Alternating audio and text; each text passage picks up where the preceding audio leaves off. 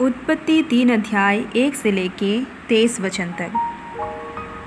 जब यहोवा ने पूरी सृष्टि की रचना की, उसके बाद पहला मनुष्य आदम और उसके साथ हवा की सृष्टि की, और वह दोनों एदन के वाटिका में रहते थे।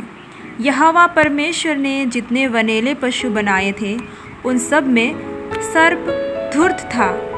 उसने स्त्री से कहा, क्या सच है कि परमेश्वर ने कहा, तुम इस वाटिका के किसी वृक्ष का फल ना खाना? स्त्री ने सर्प से कहा, इस वाटिका के वृक्षों के फल हम खा सकते हैं, पर जो वृक्ष वाटिका के बीच में है, उसके फल के विषय में परमेश्वर ने कहा कि ना तो तुम उसको खाना और ना उसको छूना, नहीं तो तुम मर जाओगे।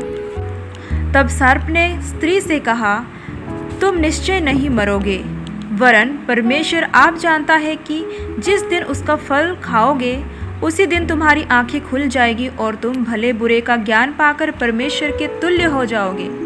अतः जब स्त्री ने देखा कि उस वृक्ष का फल खाने के लिए अच्छा और देखने में मनभाव है और बुद्धि देने के लिए चाहने योग्य भी है, तब उसने उसमें से तोड़कर खाया और अपने पति को भी दिया, और उसने भी खाया।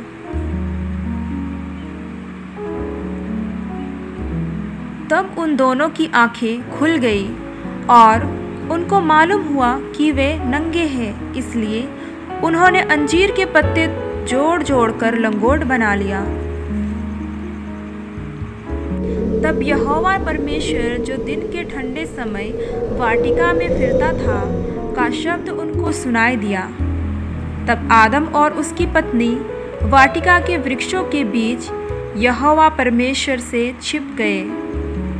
तब यहोवा परमेश्वर ने पुकार कर आदम से पूछा, तू कहाँ है? उसने कहा, मैं तेरा शब्द बारी में सुनकर डर गया, क्योंकि मैं नंगा था, इसलिए छिप गया। उसने कहा, किसने तुझे बताया कि तू नंगा है? जिस वृक्ष का फल खाने को मैंने तुझे मना किया था, क्या तूने उसका फल खाया है? आदम ने कहा, जिस स्त्री को तूने मेरे संग रहने को दिया है, उसी ने उस वृक्ष का फल खाने को मुझे दिया, और मैंने खाया। तब यहोवा परमेश्वर ने स्त्री से कहा, तूने ये क्या किया? और परमेश्वर ने स्त्री को, आदम को और सर्प को, तीनों को श्राप दिया। इसलिए आदम को परमेश्वर ने निकाल दिया, और जीवन के वृक्ष के मार्ग का पहरा देने के लिए एदन की वाटिका के पूर्व की ओर करूबों को और चारों ओर घूमने वाली ज्वालामय तलवार को भी नियुक्त कर दिया। तो बच्चों, आप मुझे अभी बताएंगे कि जब आदम और हवा ने परमेश्वर का आज्ञा उल्लंघन किया, तो क्या उन दोनों ने परमेश्वर के विरुद्ध पाप किया?